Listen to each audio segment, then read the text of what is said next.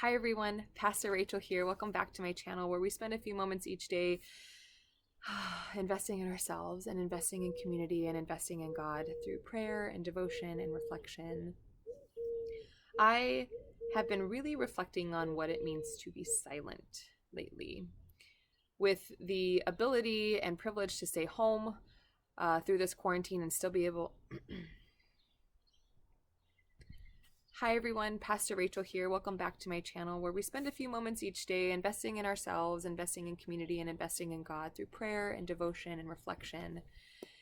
Today, while I was looking through and rummaging through the abundance of books that I am drawing knowledge from for these videos, I stumbled upon, I was going to say one of my favorites, but it seems to be that they're all my favorite. But this one has a special place in my heart. So this is The Artist's Rule. And it is a book that nurtures your creative soul, but ties it in with monastic wisdom. And it is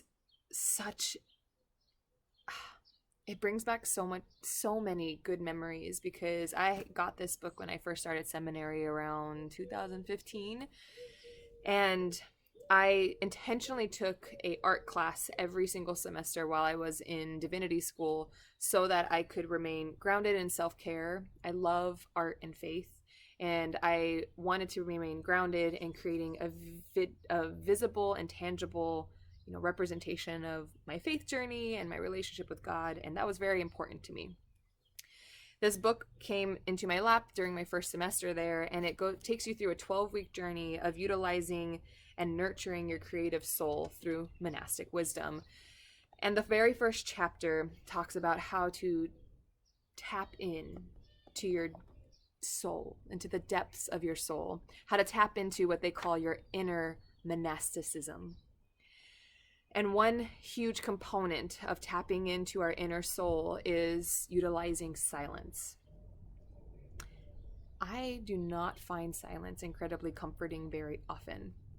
I am not someone who is also very silent very often. I have a job that allows me to be a public speaker and allows me to be in conversation and to be in relationship with people through talking. And I am a verbal processor. I am someone who fills the space with either words or music or some sort of conversation filler, if you will. And that's my comfortable space. Silence makes me very uncomfortable. And I think, as I've done a lot of reflection on this over the past few years on why that is because silence touches and taps into my soul. Pieces of me that are very vulnerable, pieces of me that I don't want to face head on, and pieces of who I am and my faith journey and my own very real relationship with God. Silence tends to turn all of those up into high volume. And it's easier sometimes to drown out all of that with talking or with music or with other forms of communication. So when I stumbled upon this book, I remembered what that first chapter was about as I was flipping through it. And it struck me, knocked me almost over off of my feet, that this quote is exactly what I needed to hear, because in quarantine, in staying at home, in being isolated from so many in community, I am still finding ways to fill the silence, and I'm not grasping on to this wonderful opportunity to be in solitude with myself and to be in silence with God. And so I wanted to share this quote that I found in this book, because I think it speaks to why we need silence in our lives and why we need to sit and be still, to sit and not fill the space with sometimes very unnecessary noise or words, but fill the space with silence. So will you please join me in this short quote? And afterwards, I think I'm going to hold silence for just a few moments. But we're going to hold silence in solidarity with one another. Silence is never merely the ceasing of words. Rather, it is the pause that holds together Indeed, it makes sense of all the words, both spoken and unspoken. Silence is the glue that connects our attitudes and our actions. Silence is the fullness, not emptiness. It is not absence, but awareness of presence.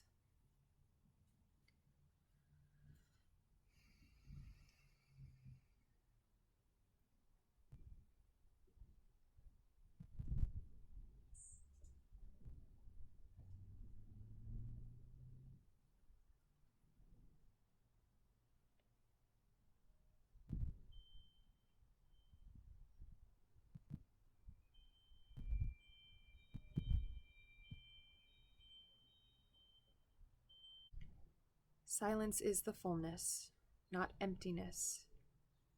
It is not absence, but the awareness of a presence. In those few moments of silence, I could hear the presence of birds and the presence of the wind and the presence of neighbors. I could feel the presence of my heart beating in my chest.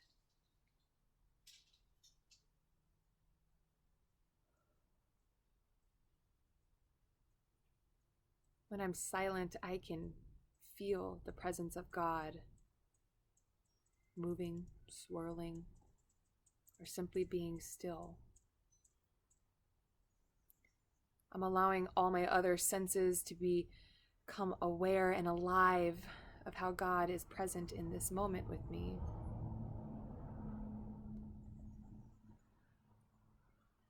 I needed this reminder today so desperately that it's not simply a place where vulnerability happens, but it's where we become stronger, where we become aware. I think I've been utilizing silence perhaps far too often for the wrong thing. I've not been using it as an awareness of presence.